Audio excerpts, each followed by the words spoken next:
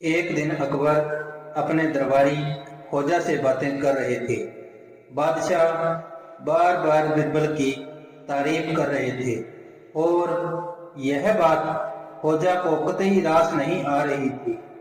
वह स्वयं को सबसे समझदार मानता था।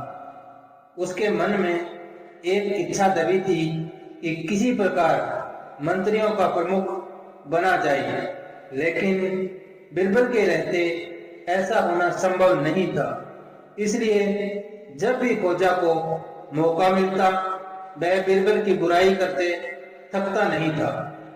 यही कारण था कि जब बादशाह बार बार बिरबल की तारीफ करते तो उसे बुरा लगता था।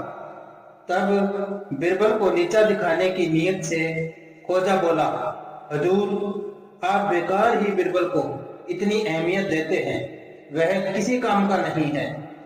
लेकिन बादशाह अपनी बात पर डटे रहकर बोले, बिरबल सभी दरबारियों में सबसे चतुर है।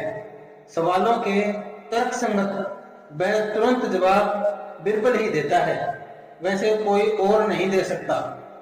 तब खोजा बोला, हजूर, हो सकता है आप ठीक कह रहे हों, लेकिन मैं बिरबल को तभी सबसे चतुर मानूंगा जब वह मेरे 3 सवालों का सही सही जवाब दे देगा।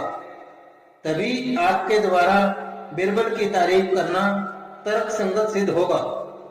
बादशाह ने मुस्कुराते हुए कहा, ठीक है, अब तुम अपने 3 सवाल बताओ क्या हैं। तब खोजा ने यह सवाल रखे, नंबर 1, आकाश में कितने तारे हैं? नंबर 2, पृथ्वी का केंद्र कहाँ है? नंबर 3, इस धरती पर कितने आदमी और कितनी औरतें रहती हैं? बादशाह भी इन सवालों को सुनकर मन ही मन खोजा की तारीफ करने लगे।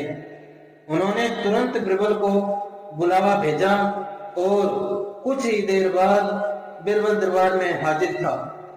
बादशाह अकबर ने बिरबल के सामने खोजा के 3 सवाल रखते हुए कहा, देखो बिरबल, यदि तुम इन सवालों का सही जवाब न दे पाए तो तुम्हें अपना पद छोड़ना होगा।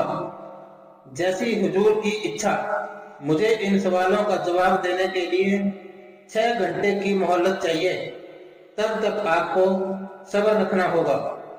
यह कहकर बिरबल दरबार से चला गया। फिर उसने अपने नौकर से कहा कि एक ऐसी भेड़ लेकर आए जिसके शरीर पर बाल ही बाल हों। भेड़ आ गई तो बिरबल उसे लेकर दरबार में पहुंचा और बोला, बादशाह सलामत। खोजा के पहले सवाल कि आसमान में कुल कितने तारे हैं के जवाब में मुझे कहना है कि तारों की संख्या ठीक उतनी है जितने इस भेड़ के शरीर पर बाल हैं। अगर आपको शक है तो खोजा से कहें कि गिनकर देख ले कि आसमान में कितने तारे हैं।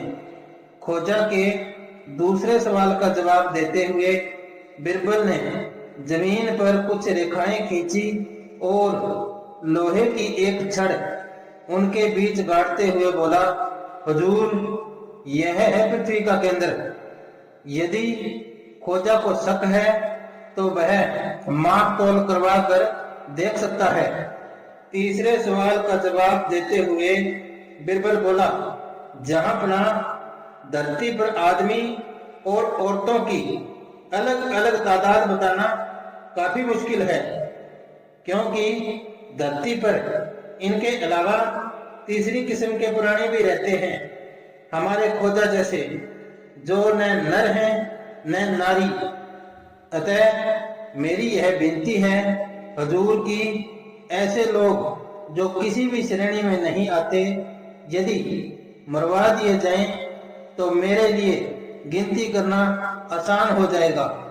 यह सुनकर सभी दरबारी ठहाका लगाकर हंस उठे और खोजा मुंह छिपाकर चुपचाप दरबार से चला गया।